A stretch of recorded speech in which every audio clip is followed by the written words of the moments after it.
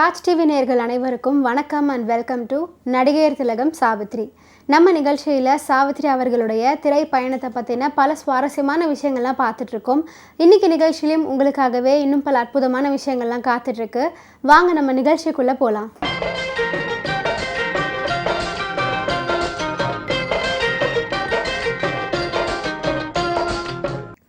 1981 புனிதமான கிறிஸ்மஸ் இரவு. தேவனின் வருகையை கொண்டாடிய மகிழ்ச்சியில் உலகம் அசந்து விழிமூடிய நேரம். அண்ணா நகர் குடியில் அனாதையாக நிராதரவான நிலையில் உறக்கம் கலையாமலேயே விடை பெற்று கொண்டார் சாவித்ரி அவர்கள். 1981 டிசம்பர் மாதம் 26 மரணமடைந்தார் சாவித்ரி. ஜெமினி தன் மனைவி சாவித்ரியின் உடலை நுங்கம்பாக்கத்தில் அமைந்துள்ள தன்னுடைய வீட்டுக்கு கொண்டு போய் வச்சார். எந்த வீட்டிற்கு கொட்டும் மழையில் இரவில் ஓடி வந்து அடைக்கலம் கேட்டாரோ அங்கிருந்து தான் அவரது கடைசி பயணம் இருக்க வேண்டும் அப்படின்னு ஜெமினி கணேசன் விரும்பினார். மனைவி அப்படிங்கிற அங்கீகாரத்தோடு ஜெமினி கணேசன் சொந்த வீட்டில் இருந்து இறுதி ஊர்வலம் நடந்தது சாவித்ரிக்கு மட்டும்தான்.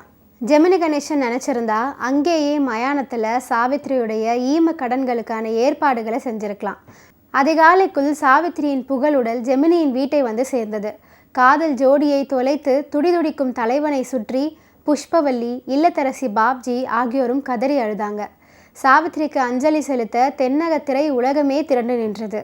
கணேசனின் சொந்த இல்லத்தில் இருந்தே சாவித்ரியின் இறுதி யாத்திரை புறப்பட்டது. சாவித்ரி அவர்களுடைய இறுதி யாத்திரையை நேரில் கண்ட மனோரமா என்ன சொல்லியிருக்காங்க அப்படின்னு பார்த்தீங்கன்னா, ஜெமினி கணேசன் மாதிரியான பிராமணர் வீட்டில் அவ்வளோ சுலபமாக அந்த மாதிரி இறந்தவர் உடலை உள்ளே கொண்டு வர முடியாது. ஜெமினி ஸ்டுடியோ முதலாளி SS வாசன் உடம்பையே அவரோட பங்களாவில் வெளிவாசலில் பெஞ்சு மேலே தான் படுக்க வச்சுருந்தாங்க.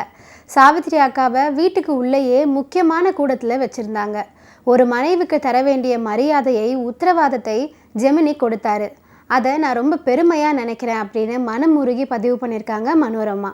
பிராப்தத்துக்கு பிறகு சாவித்ரியை நிற்கதியாக ஜெமினி தவிக்க விட்டு விட்டதாக கலை சமூகம் குற்றம் சாட்டியது. நடிகையர் திலகத்தின் வீழ்ச்சிகளுக்கு காரணம் ஜெமினி என பழி சுமத்தியது. சாவித்ரி கொஞ்சம் கொஞ்சமாக சீரழிந்து போனதை கண்டும் காணாமல் சுயநலமாக நடந்து கொண்டார் என்றெல்லாம் வாய்க்கு வந்தபடி பேசினாங்க. பொல்லாதவர்கள் கூறும் பொய்களின் கணத்தை ஜெமினியால் பொறுத்து கொள்ள இயலவில்லை. அவரது அந்தரங்கத்தின் எல்லை தாண்டி அந்நியர்கள் அவதூறு பரப்பினாங்க. கொடைக்கானல் ரெட்லிஞ்ச் காதல் மாளிகை ஜெமினிக்கு சொந்தமான விலை மதிப்பற்ற சொத்து. ஸ்ரீதரின் வெண்ணிற ஆடை உள்ளிட்ட சினிமாக்களின் ஷூட்டிங் அங்கு நடைபெற்றுள்ளது. சாவித்ரி அவர்களுடைய இறுதிக்கட்ட காலத்தில் ஜெமினி கணேசன் என்ன சொல்லியிருக்கார் அப்படின்னு பார்த்தீங்கன்னா, நான் உயிருக்கும் மேலாக காதலித்து மனமும் புரிந்து கொண்டேன் சாவித்ரியை. எச்சரிக்கை உணர்வில் தொடர்ந்து படம் எடுக்க வேண்டாம் அப்படின்னு நான் தடுத்தேன். தடையாக இருந்த என்னையே அவள் தூக்கி எறிய முற்பட்டாள். நல்ல வழியை சொல்லி எச்சரித்தேன். என்னை வீட்டை விட்டு வெளியே போகும்படி சாவித்ரி சொன்னான். முதல்ல சரஸ்வதி போயிடும், அப்புறம் லக்ஷ்மி போயிடும், பின்ன சக்தி போயிடும், நீ ரொம்ப கஷ்டப்படுவ அப்படின்னு எச்சரித்து விட்டு தான் போனேன். நான் சொன்னது போலவே ஒன்றன் பின் ஒன்றாக அவளை விட்டு போகத்தான் செஞ்சது. சாவித்ரி இறந்த பிறகு ஜெமினி கணேசன் இன்னும் சில விஷயங்களை பதிவு பண்ணியிருக்காரு. சாவித்ரி 1981 சாகலை, 1971 பிராப்தம் திரைப்படம் எடுத்த போதே செத்து விட்டாள். சிவாஜியின் தம்பி VC சண்முகம் கால்ஷீட் தராமல் இழுத்தடிக்கவே சாவித்ரி அநேக இன்னல்களுக்கு ஆளானா. சண்முகம் தான் சாவித்ரியை சாகடிச்சது என்றெல்லாம் ஜெமினி தனக்கு நெருக்கமான நண்பர்களிடம் பொறுமினார். பிராப்தம் திரைப்படம் சிவாஜி கணேசனோடு அவள் சேர்ந்து நடித்து தயாரித்த திரைப்படம் தோல்வியை கண்டது. மாளிகை மாதிரி இருந்த வீடு, நிலம் எல்லாவற்றையும் இழந்தாள். உடல் நலம் கெட்டு நோய்வாய்ப்பட்டு படுக்கையில் விழுந்தாள். நடந்ததை பார்த்து நான் மனதுக்குள்ள வேதனைப்பட தான் முடிஞ்சதை தவிர வேறு எதுவுமே செய்ய முடியல. நினைத்ததை செய்ய தடை சொல்லும் போது தூக்கி எறிவதும் பிடிவாதம் பிடிப்பதும் குழந்தைத்தனம். ஆனால் அதே வயதானவர்கள் அப்படி நடந்து கொண்டால் அவர்களை யாராலுமே காப்பாற்ற முடியாது. சாவித்ரியின் நிலைமையும் அப்படித்தான். சுற்றி இருப்போரின் பேச்சை கேட்டு எடுப்பார் கைப்பிள்ளையாகவே செயல்பட்டாள் சாவித்ரி. பிராப்தம் அப்படிங்கிற ஒரே திரைப்படத்தில் தனக்கிருந்த வீடுகள் எல்லாவற்றையும் அடமானம் வச்சு இழந்தாள். ஹபீபுல்லா சாலையில் இருந்த 3 வீடுகளும் பறிப்போயின. கொடைக்கானல் வீடு குழந்தைகள் பேரில் இருந்ததுனால அது மட்டும் தப்பித்தது.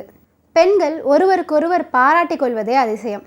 மகளிரே நிர்வகித்த சங்கம் சாவித்ரிக்கு நடிகையர் திலகம் பட்டம் அளித்து கௌரவிச்சது.